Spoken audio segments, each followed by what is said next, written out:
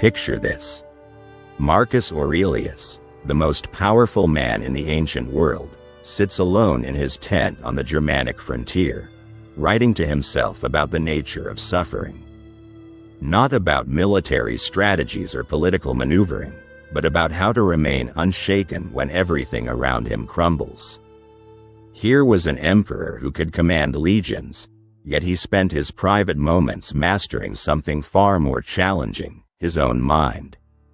What if I told you that the same mental framework that helped him navigate plagues, wars, and betrayals could transform how you handle your Monday morning anxiety, your difficult relationships, and those 3 a.m. spirals of worry that keep you awake? The ancient Stoics didn't just philosophy their way through life. They engineered a complete system for mental resilience that modern psychology is only now beginning to understand. But here's what most people get wrong about Stoicism. They think it's about suppressing emotions or becoming some sort of unfeeling robot. That's not mental toughness, that's emotional numbness. True Stoic mental toughness is about developing what Epictetus called the discipline of desire, the ability to want what happens rather than demanding that what happens aligns with our wants.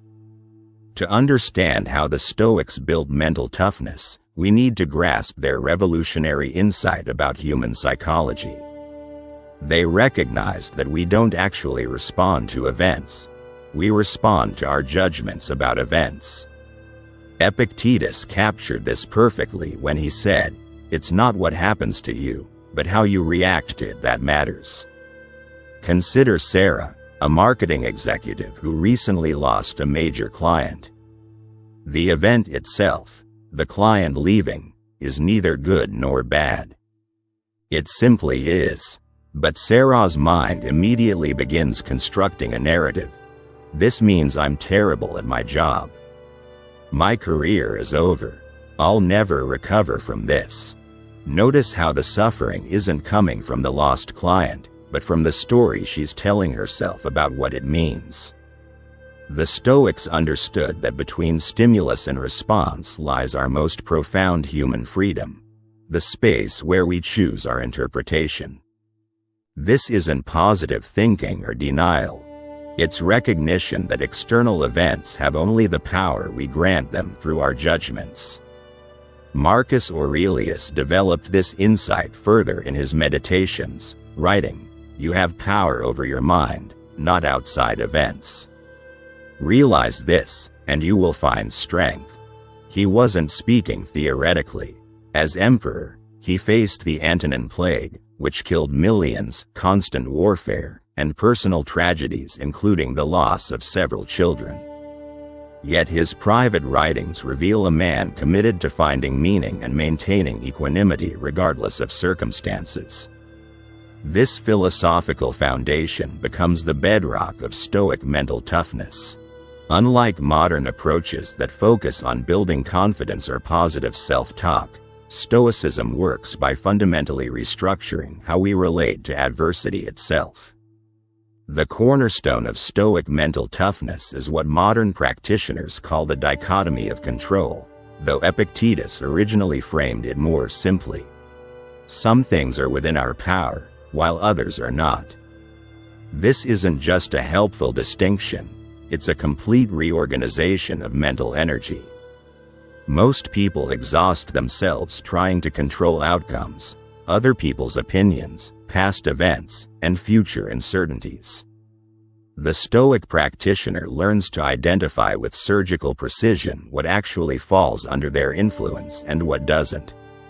Let's examine this through the lens of modern workplace stress. James, an architect, spends his evenings ruminating about whether his boss approves of his latest design proposal. He can't sleep, checks his email obsessively, and imagines worst-case scenarios. The Stoic approach would have James ask, "What specifically can I control in this situation?" The answer becomes clear.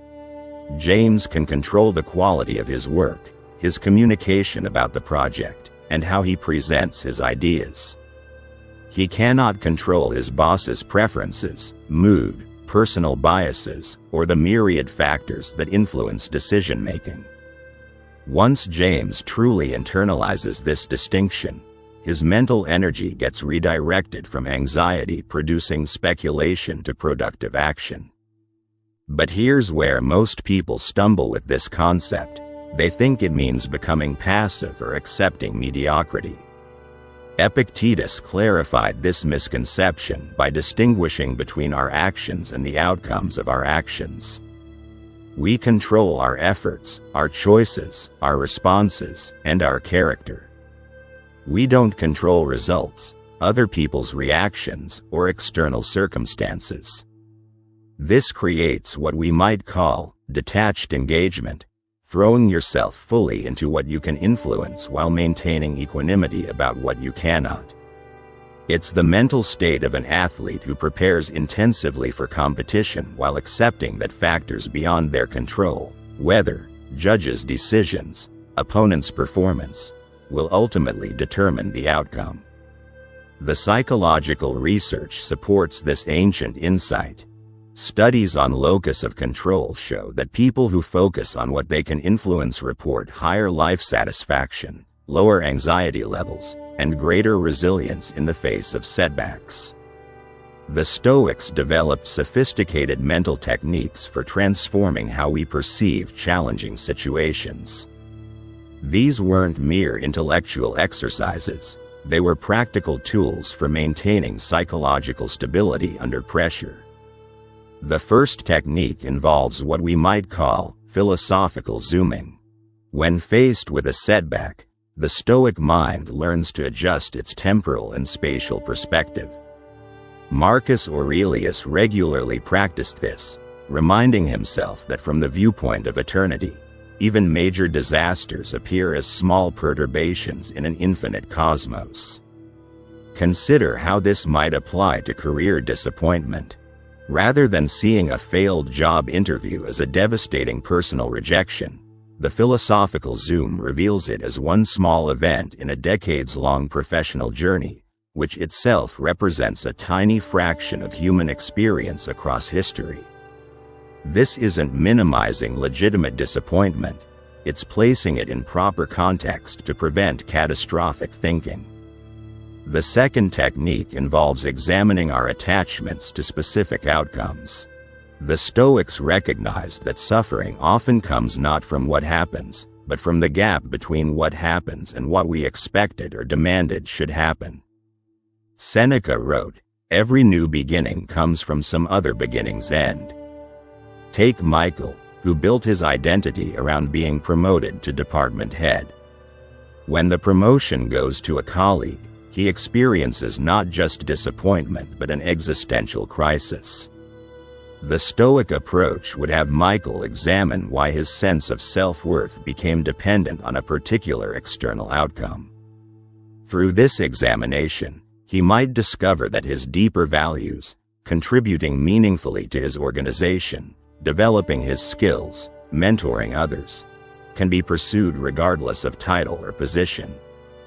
The third technique involves what Epictetus called morning and evening reflection. Rather than reactive rumination after problems arise, the Stoic practitioner develops habits of proactive philosophical contemplation. Each morning might involve considering what challenges the day might bring and how to respond virtuously to them.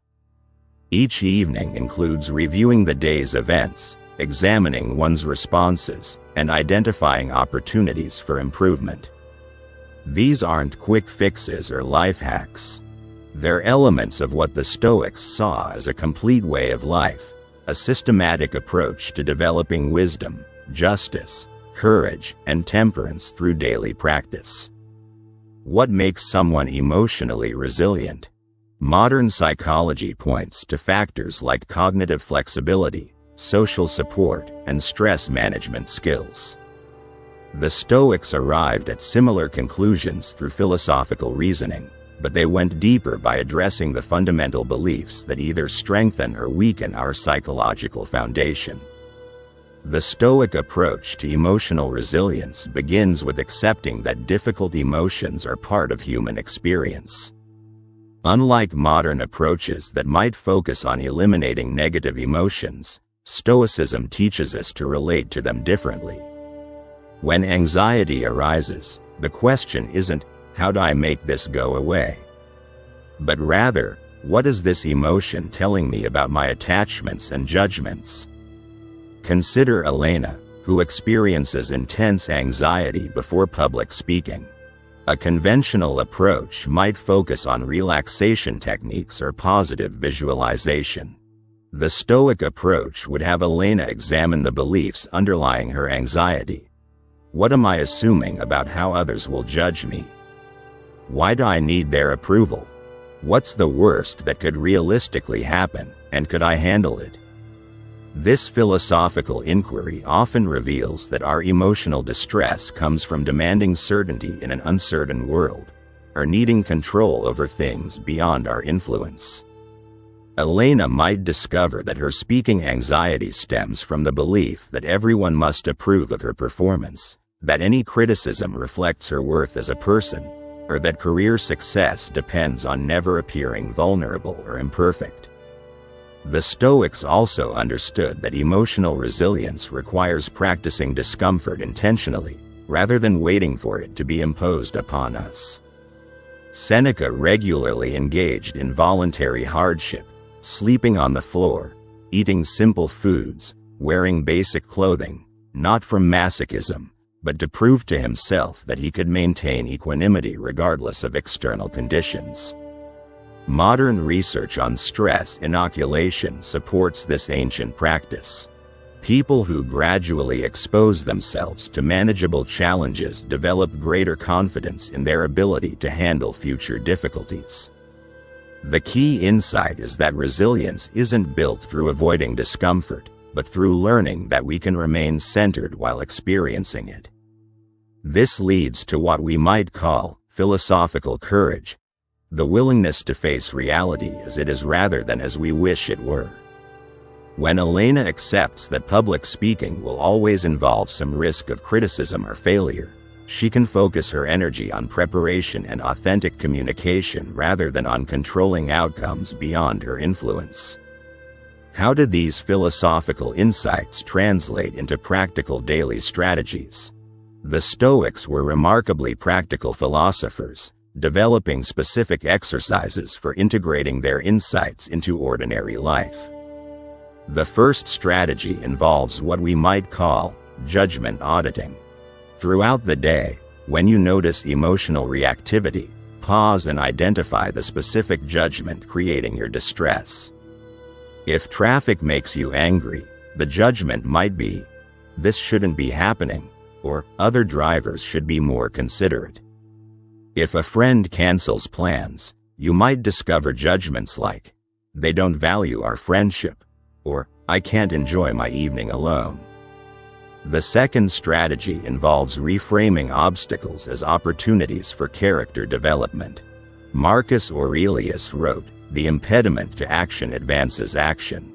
What stands in the way becomes the way." This isn't optimistic spin. It's recognition that virtues like patience, courage, and wisdom can only be developed through facing situations that require them.